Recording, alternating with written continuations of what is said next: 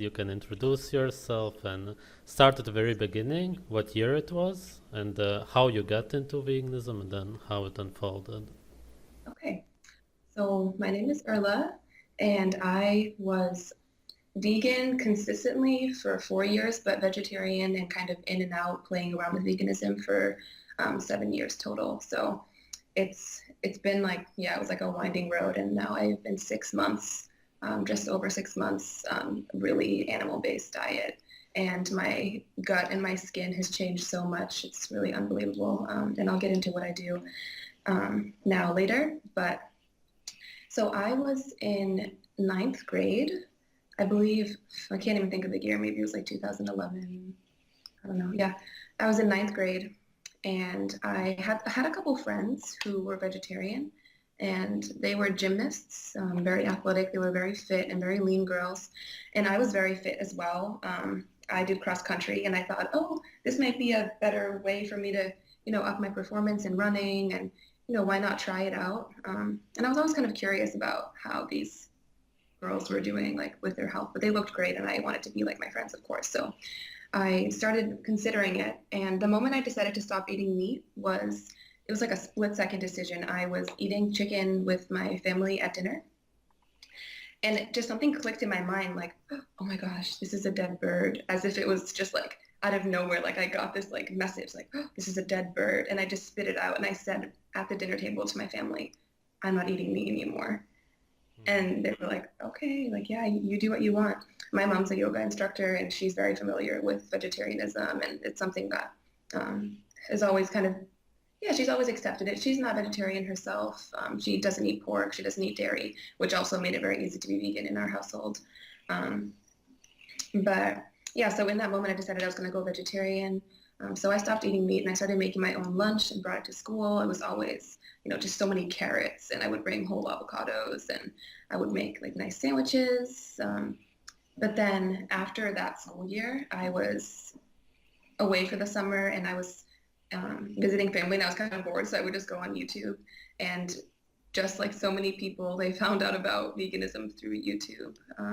Like YouTube is really like TV. People get paid. Some people get paid, and people just get information. And they just sit down and they just absorb everything as if it's the Bible, which is just crazy. But yeah, so I came across some raw vegan YouTuber, and that was when I kind of found out about veganism. I don't remember who it was. It wasn't Freely or any big name. It was just some girl who was just kind of going into her story and why she was raw vegan and everything like that. And I was reflecting and thinking, oh yeah, I'm vegetarian now, but I'm not eating that clean. Like I was just like standard vegetarian, eating whatever. And I, I ate a lot of yogurt at the time. Especially when I was in Iceland visiting my family, yogurt is very, very big there, and it was one of the best like vegetarian options that I could just snack on all the time. So I consumed a lot of dairy, and occasionally I would have a little bit of salmon with my family if they were cooking it, but I was still just like, oh no, it's a dead fish, like that's so disgusting. And I kind of tricked myself into thinking that the smell of fish was disgusting, but now it's like such a different perspective now. But yeah, so that summer I started becoming familiar with veganism, and I didn't really commit to it, but I started eating a lot of like raw style dishes while still just having like my regular vegetarian diet. And I was feeling like I was going to just gradually ease into it. So that whole following year, I was vegetarian-ish, mostly vegan.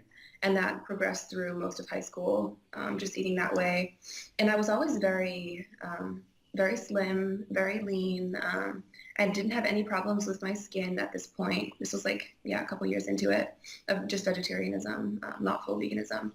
And yeah, my skin was fine. In high school, I had very, very long blonde hair. I'm naturally blonde. I don't know if you can see my eyebrows. I dyed my hair dark. Um, but yeah, I had this like gorgeous long blonde hair, which is now all gone. I would um, make banana date smoothie. That was when I had found Freely, the banana girl, of course. Like I can't even say her name. It's just like, yeah, just a traumatic experience knowing of that woman's existence at this point. It's so sad. Um, but yeah, that was, oh my God, I'm just laughing. Okay. Yeah, so I started eating a little bit more high carb, and um, I would go into the city and go to these vegan restaurants and think like, oh my God, this is where I want to be. This is amazing. And then it was time to go to college, and I basically like picked my college for several reasons, but one of the reasons was because I heard that the dining hall had like some of the best vegan options in the country. It was like one of the top three schools for vegans, and I was like, oh, I want to go there. Also, it was close to my partner at the time, and it was close to my family, but that was kind of like a selling point, like, oh yeah, I'm gonna be able to eat really well. Um, so what I'll mention is I'm just gonna be like really like open about my mental state and just what I've gone through emotionally. I think it's worth it. I don't mind sharing.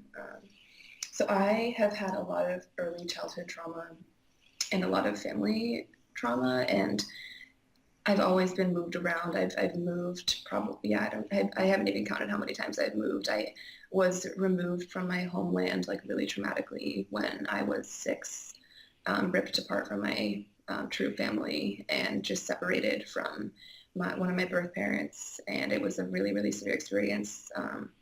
The FBI got involved because somebody filed kidnapping charges around me. It's just, there's been a lot of control issues in my life, and I've always felt like people are trying to control me. So I started to think like, oh yeah, I just want to look like them. I want to look slim. I want to look I want to look like a vegan, because there's a specific look. It's very, very gaunt now that I think about it. It's not like a healthful look, and I think so many people are misled to think that these vegans that are like, I don't wear makeup and this is what I look like. And they're so like proud of how they look, but they actually look really unwell. Yeah. So yeah, back to when I got to college, I wanted to look like that. And on my college orientation day, I met some people that were vegan. It was like we were having some ice cream social, and they were the only ones not eating. And I was like, I want to be friends with those girls because they're on this vegan tip as well. But I wasn't fully vegan at that point, and they were the ones that really got me on board. So yeah, they were just like, yeah, no, we do not eat ice cream. Like, no way.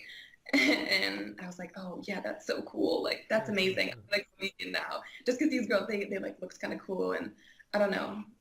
They kind of like brought me in as their friend too, and I felt like they kind of saw me as this like, oh, we're gonna get her on board too. So I really clicked with these girls for many reasons, but specifically just being so into diet and all this stuff. And I remember one of them was so negative and hateful towards people in general. Like, I know you talk about like the whole anti-human agenda, which I resonate with so much. Like, I think about that all the time, and it's so true, just how so many vegans just, they hate human beings and they hate themselves. And when I heard you speak about that for the first time, immediately this person came to my mind, and I was like, yeah, that's that person I knew in college who didn't even want anyone to say hello to them on the street because it was just like, oh my God, you're bothering my day. Like, you're like the scum of the earth, basically. They like didn't want to talk to strangers ever. If someone tried to pet their dog, it was like, get away from me. Like, just so aggressive and like unkind, and would shame people for having food that made them feel good on their plate. If it was like a grilled cheese sandwich or something like that. Everybody that I know gets so unbelievably gassy from tempeh. Like, I have this one friend, he would come over after eating tempeh and he'd be like, sorry, I gotta step outside, because it was like such bad gas. So I grew up in rural Iceland, and then my family moved to a farm in New England in US. So I've always lived in nature. So I kind of thought, oh, of course it's going to feel different when I move into the city for the first time. I was thinking like everything, like there's toxins everywhere, like the air is toxic. And I started to feel really sensitive to the city. So I blamed it all on that, of course. So yeah, 3 months into college, my forehead broke out fully in acne. Like, every single inch of my forehead was covered with like tiny bumps or like huge cysts. And like I said, in high school, I didn't have severe acne. Like, maybe around my cycle, I would get a couple like bumps in some places, but it was never like, oh, this girl has acne. So yeah, at college, I like really, really started breaking out. I started to get really bloated. And there was always this rumor around campus that they put laxatives in the food in the dining hall. And I was like, yeah, that's just what it is. They put laxatives in the food. But I don't believe that. I think that's just like some rumor. That's a legal issue. Like you can't drug someone without telling them like they didn't put laxative in food. But people always kind of like said that. Um, yeah. So really bad acne, bloating, and that all started to get so much worse throughout my first year. And I started to lose my energy a lot. Like I started skipping classes. Um, all of my friends that weren't vegan, like my roommate especially, she was like just like a junk food person, but she was always eating like fried chicken and like roast beef sandwiches and stuff. And I thought it was so gross at the time, but yeah, I get it. She had so much energy, and I would be like, oh my God, I'm so tired. Like I can't go to class. And that was persistent throughout my whole college career, just being so exhausted. And I really depended on coffee, and I started to get really addicted to chocolate, which now I'm just like, yeah, I can't touch it. Like I'm just done with chocolate. It's done. I drink coffee sometimes. That's my next step. Like it's been one thing to let go of veganism, but moving away from coffee is really my next step. The second year, I started to be more fruit based. I would go to the grocery store and buy like many mangoes, many dates. I would have like a whole bag of grapes and then like a handful of dates, and that would be like breakfast after a run or something. And keep in mind, like I was still working out a lot at this time. Like I've always been a runner. But that started to decline after my second year because I was so bloated at that point. Just like protruding stomach. And it wasn't fat because like I said, I was so obsessed with working out that I never really like put on pounds. It was just like I could say I probably looked 4 months pregnant at least at all times. Would you say that you did worse with your Icelandic genes, eating so many plants compared to other people? Yeah, so that's something I want to get into as well. The word primal is very mixed. I think people perceive it in different ways. The way that I perceive that is just eating according to your genetics if you have the privilege of knowing them. I get that a lot of people are adopted or come from a part of the world where it's not as easy to track down their genetics, but I know I am Icelandic and German and Danish. So my ancestors were never eating tofu or tempeh or rice and pineapple.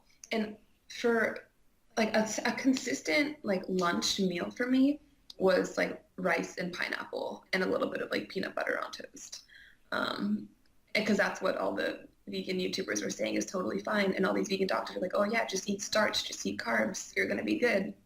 And then of course, like when they had guacamole at the salad bar, I would like stock up on it and save it for the week so that I could get my avocado in. And I would never, like, I don't touch avocado anymore. I'm like, why? It's such a waste to me to eat an avocado. My ancestors, like, I probably don't know how to synthesize that type of plant fat or any plant fat really. I don't know. Can you think of any like plant fat from that part of the world? There's plant oils mostly. It's monounsaturated and polyunsaturated, so there's not even really plant fat.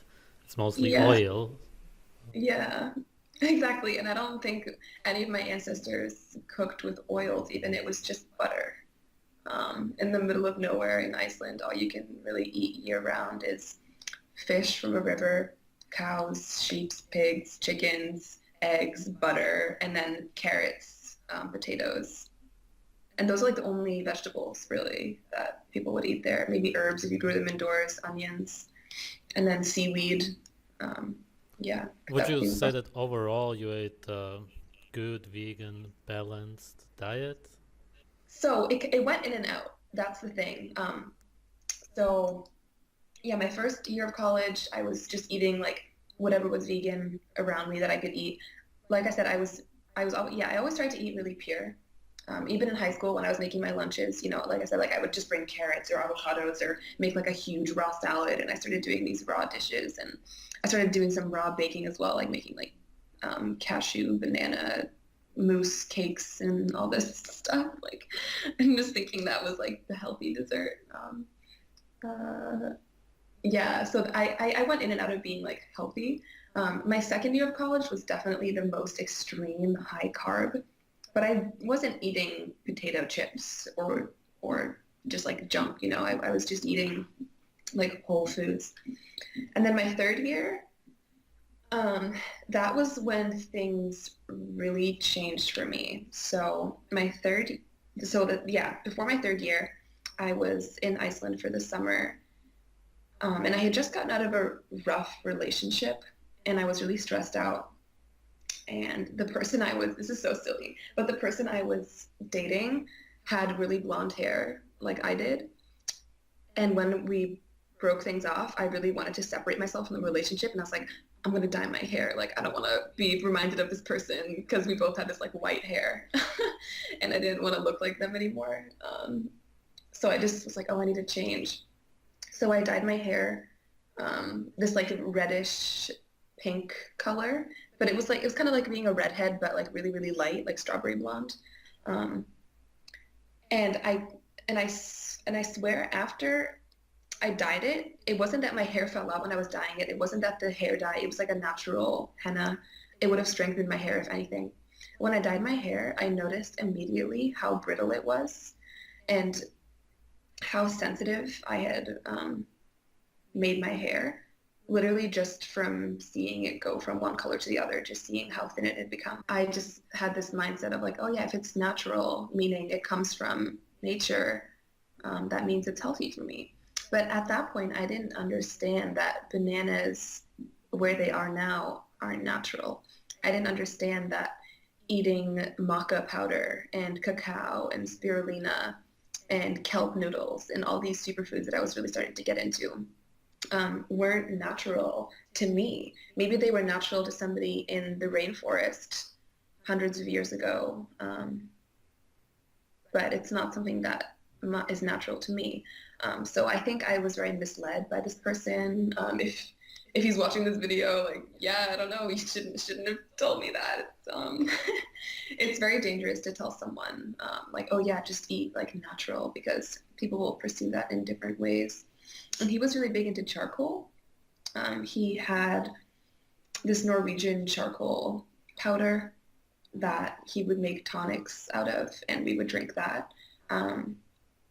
And looking into charcoal, it actually is really dangerous to take in excess. I don't know if you've like read much about charcoal, but it actually depletes you of nutrients. So if you're going to take charcoal, it needs to be on an empty stomach, preferably well fasted, so that you're not interfering with the metabolic state of your food, because it pulls out toxins, but it also pulls out nutrients. And it's actually what people use in hospitals to save people from drug overdoses.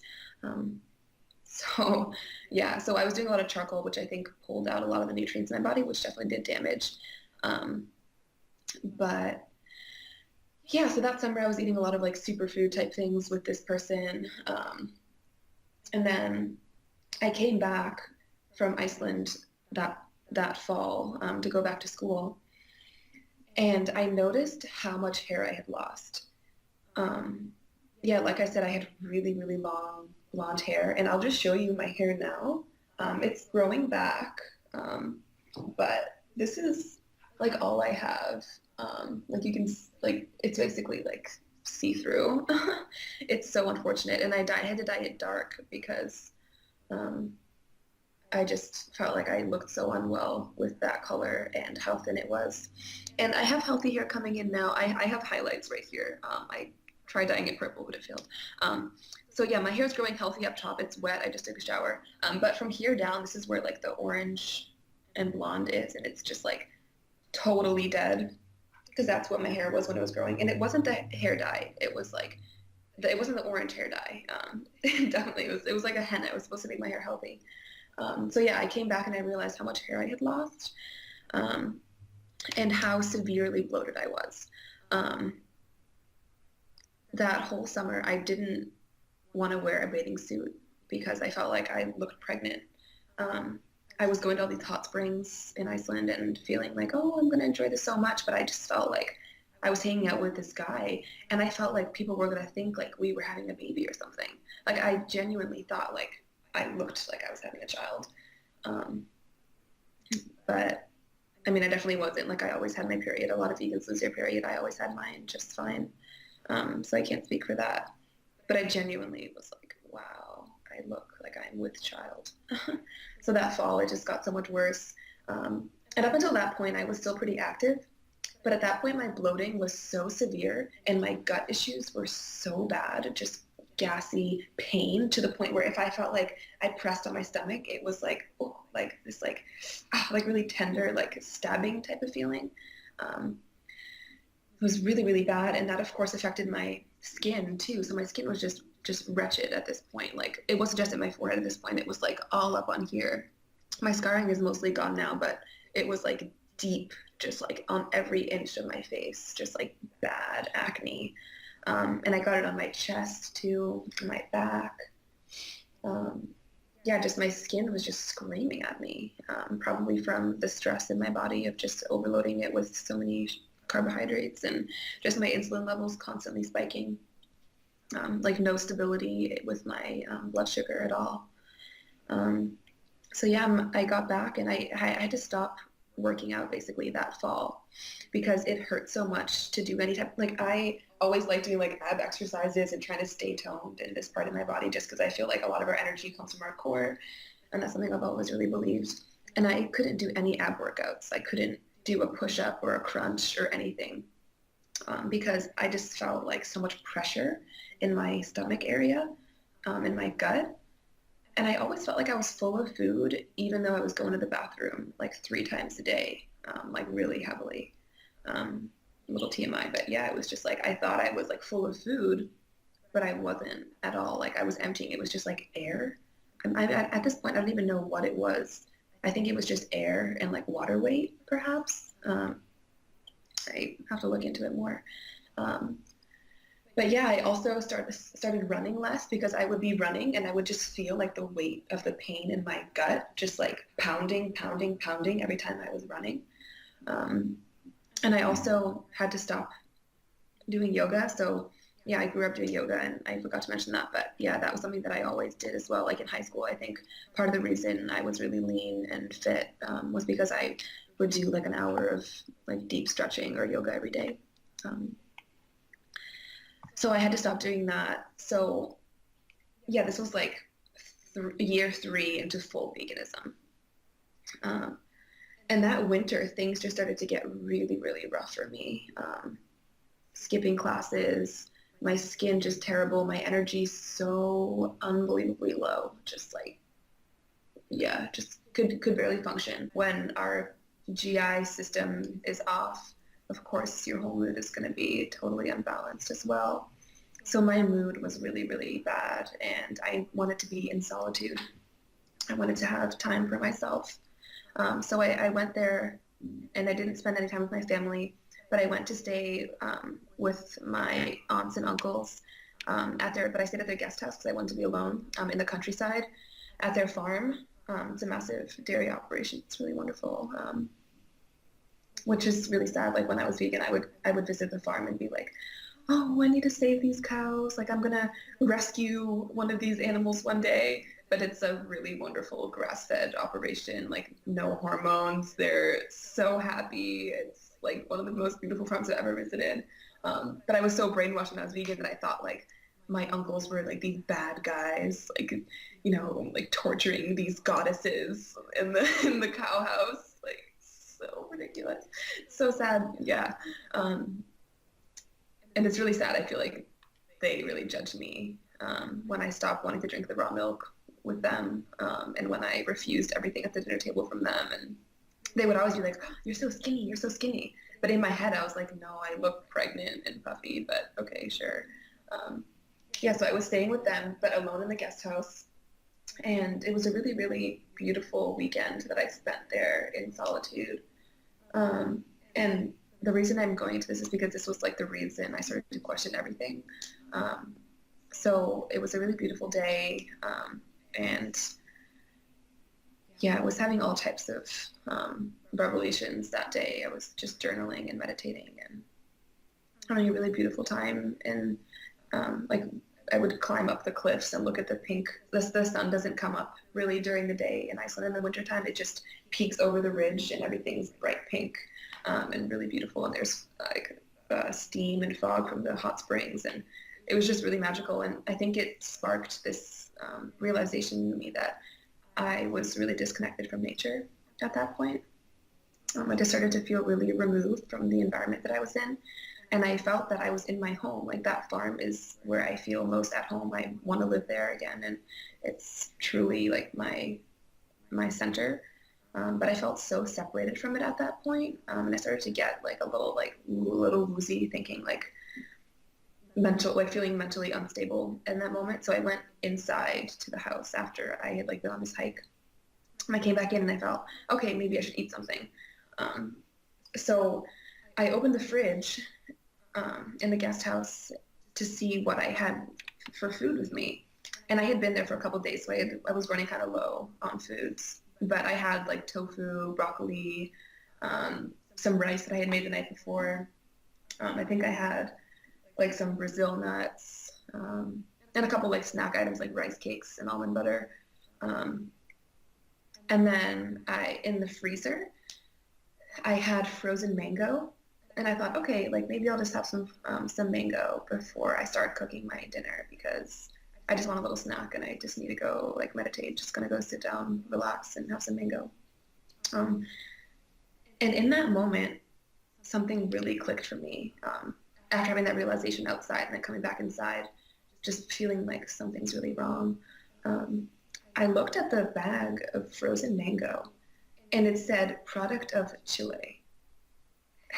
And in that moment for me, it was like, wait a second. I'm in the middle of nowhere in Iceland, 3 hours away from any type of like major civilization. And I'm eating a bag of frozen mango from Chile was probably hand-picked by someone who's super underpaid. And it's in plastic packaging. And it had to make its way halfway across the globe.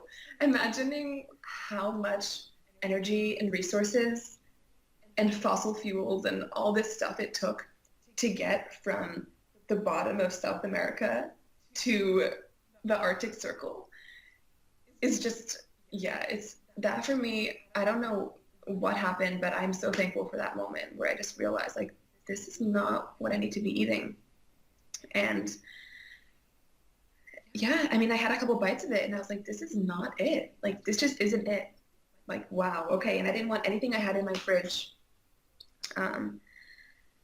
But I had to eat it. But I realized like the only thing that I had in my fridge that I could eat in that moment that was similar to what my ancestors could have eaten was like the vegetable I had in there. So I ate that. And I was just so sad. I was thinking like everyone around me isn't eating anything that I'm eating. And I kind of realized like how terrible I felt in that moment. And I started crying. And this is probably one of the most profound moments in my life, really, was just realizing what I had done to myself. And yeah, it was such a big breakthrough. Yeah, it was really, really a powerful moment. So the next day I left the farm and I went back to the city, Reykjavik, and I bought dried cod on the way, just at a gas station. Like you can get it anywhere. It's just like chips, just dried fish. It's so delicious. It's one of the most satisfying things ever. So much protein and it's just this like delicious saltiness. It's just hang dried fish. And I had one bite of it and I smelled that fishy smell and I was like, I don't know about this. But then after one bite, I was just like, oh my God, like raining down, just like joy, joy, joy, joy, joy. And I ate the whole bag. And that's so much protein in one bag. It's probably like 300 grams of protein or something. But I was just like, this is it. So I ate that. And then I got back to the city and I decided I wanted to try an egg. And I was staying with my cousin and she had eggs in the fridge. And I asked, I was like, hey, can I have one of your eggs? And she looked at me like, you? An egg? Because I was so like anti-egg, anti-animal products. She's like, yeah, go for it. And I made a hard-boiled egg and I put it on a bed of spinach and just covered it in like hot sauce. And I was like, oh my God, okay, well, I'm trying it. And I forced it down. Like I was not used to the consistency or the texture at all. And I thought it was really disgusting, honestly. But afterward, I felt like I had seen the light of day. It was really a crazy feeling. So yeah, after that point, I gave up veganism. So I thought, okay, this is the sad part is like this wasn't it for me. I went back to it. Um, so dumb. Um, no, I just tell myself it wasn't dumb. It was cute.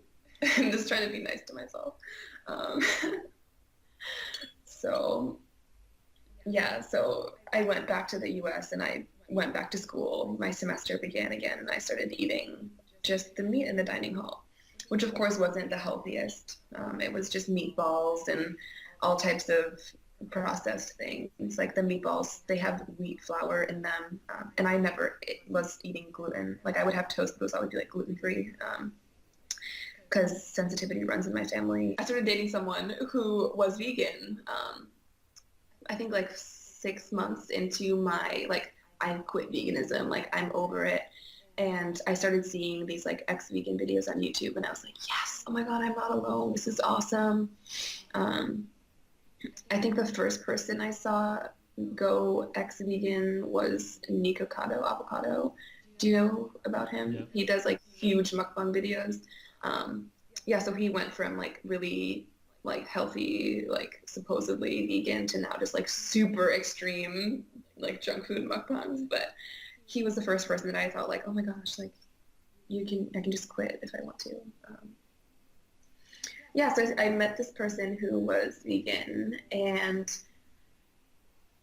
it got really difficult to spend time together and eat the foods that I was eating while they were eating different things. So I thought, okay, veganism can work. And I felt like they kind of talked me into going vegan again. Even though part of me was like, but I had hair loss. I had my skin go crazy, my digestive system just erupting with issues. But I went vegan again. But my incentive this time to keep it up was I was going to get a job at a proper restaurant, like a raw food restaurant, and I was going to eat properly and get everything balanced. And this time I was going to do vegan right. So it was like, I'm going to do it well this time. So I got a job at what people call like the healthiest restaurant in Boston. If anybody here is watching who lives in Boston, you know which place I'm talking about. Started working there, and you eat for free all day there.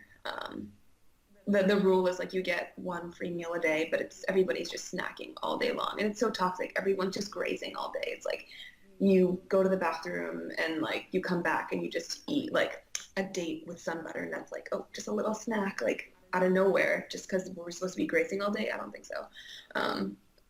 So yeah, I was eating like properly finally, like huge quinoa, massaged kale, black bean, avocado bowls, and like huge acai bowls, chia seed pudding, overnight oats, banana smoothies, all types of tonics and ginger shots and turmeric shots and cold pressed juice.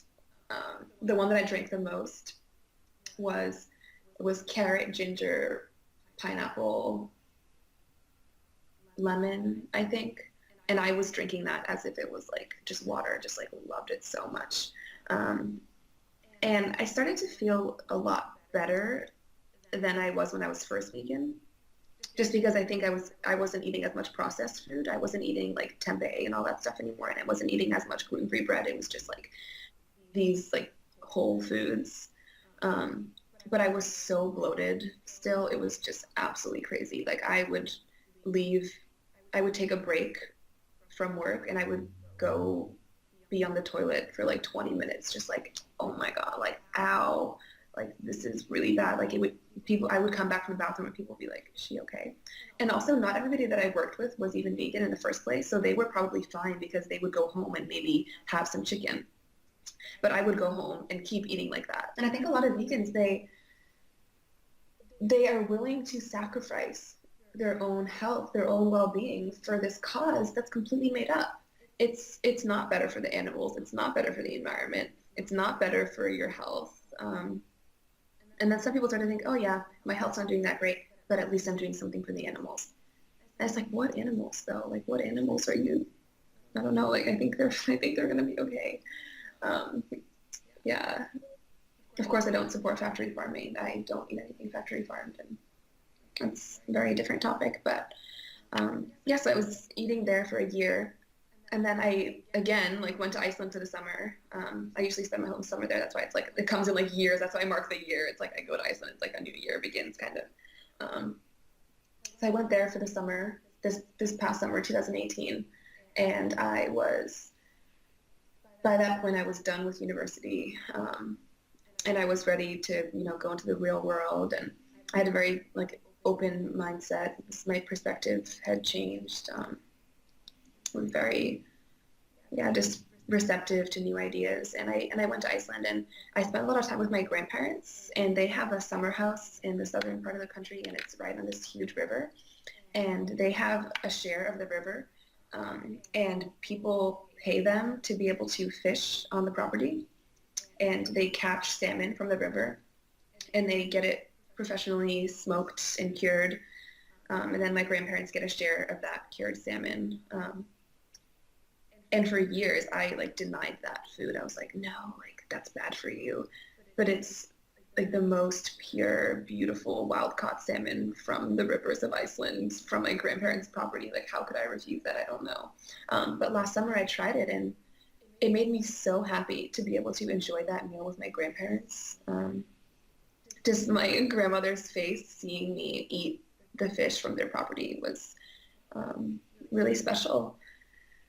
And I was still working at that restaurant, and when I came back, I thought, wow, like eating that salmon, it didn't do anything bad to me. I didn't break out from it. I didn't gain weight from it. If anything, like it just made me feel happy. So I decided to, basically quit veganism. I quit my job at that place. And I really didn't have any vegan friends at that point either. They were all starting to question things as well. And then I came across your channel actually, which really helped. So yeah, thank you for hosting people, and because really hearing other people share their perspective and hear what other people have gone through, which is so similar to me, really helped me feel like, okay, I can get through this. This is all just symptoms of sickness. Like this is just me being really sick right now, and I can heal. It's just going to take some time. So yeah, that was when I quit being vegan, was October 2018. Did you use supplements throughout the whole time? Yes, I did. I did. You talked So about spirulina, but B12 and all of that. so I ate chia seeds religiously, thinking that it was going to convert to omega-3s in my body, like so many people are misled to believe. The fact that so many people say, oh, chia seeds for omega-3s, that is so crazy. Like they're not actually in there. Your body is maybe, if you're lucky, going to convert some of it, but it's a very small amount, and it's just not realistic to say, oh yeah, you got to get your omega-3s from chia seeds. So yeah, I did a bunch of chia seeds. I took MSM powder to help with the detox symptoms. There's so much that I haven't mentioned because this was such a long time, but yeah, I was so in the whole like detox mindset. So I took MSM because that was supposed to help with hair growth and detox symptoms. I did B12 spray under the tongue. I never got an injection. I actually got a blood test done at one point when I was vegan, just because I wanted to make sure everything was fine. This was maybe like 2 years into it. And yeah, my doctors just said, oh yeah, everything looks great. Yeah, superb. Keep doing what you're doing. And actually, I had a holistic doctor that I went to, and I told her I was vegan, and she goes, oh yeah, it can work. That's great. Yeah, do your thing. Like I've heard it can work. But meanwhile, she was raising pigs in her backyard that she was eating. So I'm like, you know what's best. Like she knew what was best for her, which was raising her own animals. But I told her I was vegan. She's like, oh yeah, totally safe for a 21-year-old woman to do. Yeah, go ahead, go right ahead. Um, so yeah, I took B12 spray. I did vitamin D in the winter, just capsules. I took probiotics on and off because my digestive system, yeah, I should also, this is probably, yeah, controversial to some, but I started doing a lot of enemas maybe 3 years into veganism. Um, I didn't buy like the reusable ones. I would just go to the drugstore and buy the single-use ones that were just like the saline enemas because I was always feeling like I was so full of food, Mm. but I wasn't. Like I would do an enema after having gone to the bathroom already and nothing would come out. Like I would just like expel like the salt water. So there wasn't anything in there. It was just like puff. So yeah, I did probiotics. I did enemas. I took Floradix, which is the herbal iron supplement, because I was anemic at one point in high school, and then iodine because you can't get iodine on the vegan diet, which seems to be like the secret. Like nobody knows that you can't get iodine on the vegan diet, and they're like, "Oh yeah, just eat seaweed." Who wants to eat seaweed every day? No, like no one does that. People are like, "Oh yeah, dulse flakes." On what though? Like you're just gonna, I don't know. So I took iodine. Seaweed still has anti-nutrients that don't let you absorb minerals anyway, so it's pointless. Yeah, yeah, exactly. It's just like, yeah, and then people put it on their kale salad. Oh my gosh, so bad. Yeah, just ripping everything out. The way you Yeah. talked about the girl earlier, who seemed like a sociopath, would you say that Yep. most vegans who you met feel like they're better than everybody else? Yes. I would say, yeah, maybe like 90% of them, yes. Hmm. And then the other 10% are pretending. Right. So everyone's like, oh yeah, not all vegans are like that. I said to my friend the other day that the line like not all vegans kind of rings in my mind like the line like not all men or something like that. Of like, oh, but like people just need to be held accountable. Like the whole vegan movement is so I put a video on my own channel recently and I stated that I believe veganism is a cult. And I got a really hateful comment saying like you have no right to call veganism a cult. I'm like, okay, first of all, you're on my channel, so why would you can't tell me like what I have a right to say. But yeah, I believe that veganism is a cult, inevitably so, because the point is to get more and more people on board, get people to sacrifice their own life, sacrifice their own aspects of their own well-being, and to indoctrinate themselves to this belief system that makes them give up different parts of themselves. Um, Hmm. so yeah, I would say veganism is a cult. All of the people that I was friends with that were or are vegan were all very cult-like in the way that all we would do when we hung out was talk about veganism. I mean, we would talk about like our emotional problems too, probably because we were so like emotionally despaired that it was just like something we like we're always just like, oh, I'm so like depressed or anxious or traumatized. And we would just like wallow in our own pain and we would just pity each other. And we would just like connect over this like, oh, well, at least we're vegan and we have good intentions and we're in it for the animals and Hmm. as if this was like the only way. And yeah, it's like a very much like my way or the highway type of mindset where anybody who tried to prove you wrong was just not a friend, basically. What do you think is the future of veganism, this cult? Yeah, I don't want to get like negative, but I really think that it's going to take over, which is why I'm here on this channel with you today because I think that the more people share their story, the more people will hear it and see that it's not sustainable long term. Someone can try going vegan for a year and see if anything changes for them. More likely than not, they're going to get really sick and they're going to quit within 10 years. But yeah, it's just really sad. It really is a way to just get people more and more dependent on the capitalist model of trade and production, the supplement industry. Everyone who's vegan is entirely dependent on supermarkets. Some vegans might say, oh, well, I only shop at the farmer's market.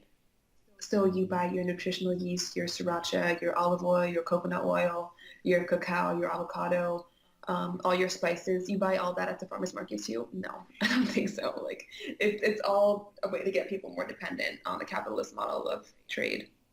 And the biggest joke is that people think that it's sustainable for the environment, and that they think it's more sustainable than going to a local farm and just eating the animals and their organs and eggs and byproducts from there. It's just such a joke, and people are so unbelievably misled, and there's so much misinformation out there. Yeah, people just get their information from a little clip on Instagram that just says, did you know that meat stays in your digestive tract for 90 days? No, it doesn't. The meat stays in your gut as long as it takes for it to make a new bowel movement. Like, that's it. Like, there's just so many lies out there. When I was in college and living in this downtown area, I seriously thought that I was breaking out because I was walking on this really busy street and I was getting car exhaust spewed onto my face while I was walking to class. Like, I thought that I was like getting toxins absorbed into my skin, and that was giving me acne. So I would sometimes like wear a hood wearing like walking to class thinking like, oh, I'm protecting myself. It's so crazy. Or Yeah. I'd blame anything but veganism. Yeah. That's the typical Yeah. story. I know very few vegans now, by the way. Most of the people that I knew that were vegan in college have quit and are really like on my side, and we relate so deeply. But all the vegans that stayed vegan, they're very, very depressed. They have very hollow faces, and they've moved back to their families because they can't get a job. They can't function in society like the other people I know. And I said in my own video that this may sound offensive, but I mean it. And I'm just saying it because to me, this is my reality. I don't know one vegan in real life that's thriving. I don't. I know meat eaters that are thriving. They're happy friendships, happy family life, absolutely glowing skin, perfect physique. I have all my teeth intact, thankfully, but they're so unbelievably sensitive at this point. So always as a kid, I never had cavities. High school, never had cavities. But when I went fully vegan and started doing more high carb diet, which inevitably veganism is a high carb diet no matter how you try to go about it.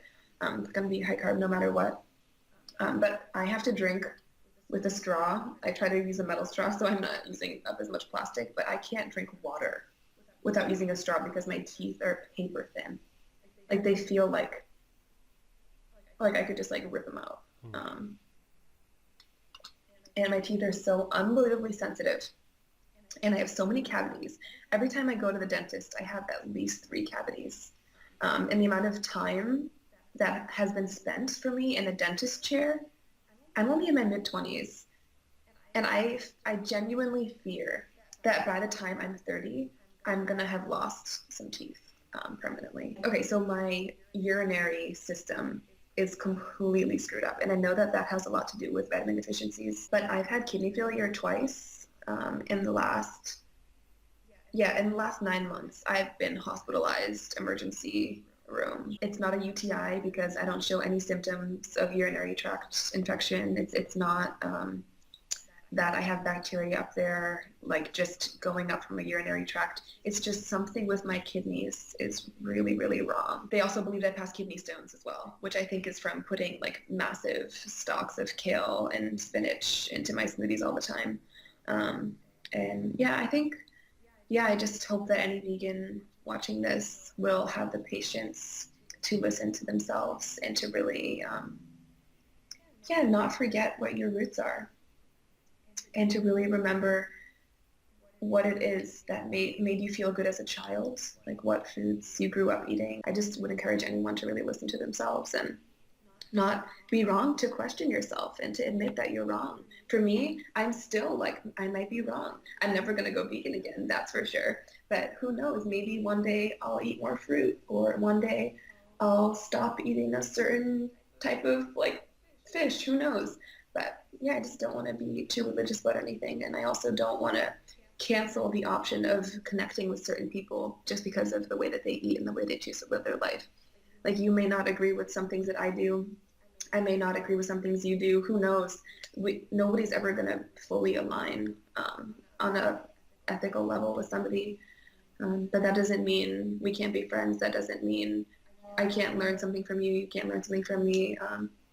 Yeah, so I just hope that people will have the patience to listen to themselves and to not tell someone they're wrong until they really, really listen to their heart and understand where they're coming from.